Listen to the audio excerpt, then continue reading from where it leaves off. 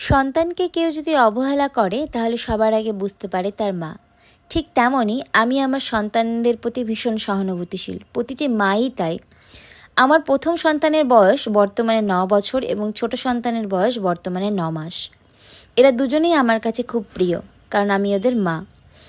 কিন্তু এরা আমার বর্তমান পরিস্থিতিতে দাঁড়িয়ে আমার বাপের বাড়ির দিক থেকে ভীষণ অবহেলিত বলছি, তার কারণ এটাই যে এরা দুজন এত বড় হয়ে গেছে বা এতগুলো সময় অতিক্রম করে এসেছে, তবুও এখনও দাদু বাড়ির পক্ষ থেকে একটা চাঁদির গয়নাও কখনো পায়নি। না, কেউ পায়নি তাদের অন্নপ্রাশনে, না পেয়েছে অন্য কিছুতে। অথচ আমার পারিবারিক অবস্থা কিন্তু যথেষ্ট প্রভাবশালী মানুষদের মধ্যেই তাদের পড়ে।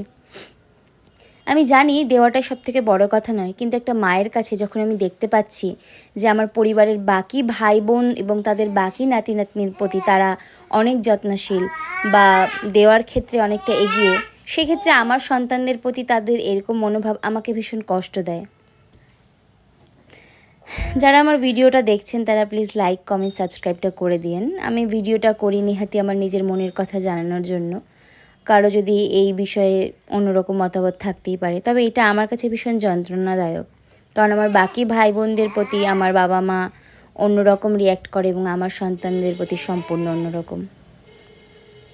আমার 2 সন্তানেরা এখন খেলতে ব্যস্ত। তবে ভগবানের দয়ায় যেটুকু করতে পেরেছি সবটাই ঈশ্বর আমাদেরকে করতে দিয়েছেন বা ঈশ্বর আমাদেরকে জুগিয়েছেন বলেই আমার 2 সন্তান এখন একটু হলেও গলায় সে রূপো হোক, সোনা হোক, যাই হোক তা দিতে পারে। সেটা সম্পূর্ণই আমার ঈশ্বরের দেওয়া। যারা যারা ভিডিওটা দেখলেন তাদেরকে অসংখ্য ধন্যবাদ এবং আমার তরফ থেকে অসংখ্য ভালোবাসা। আজকের জন্য ভিডিওটা আমি এখানেই শেষ করছি। সবাই ভালো থাকবেন, সুখে থাকবেন এবং শান্তিতে থাকবেন।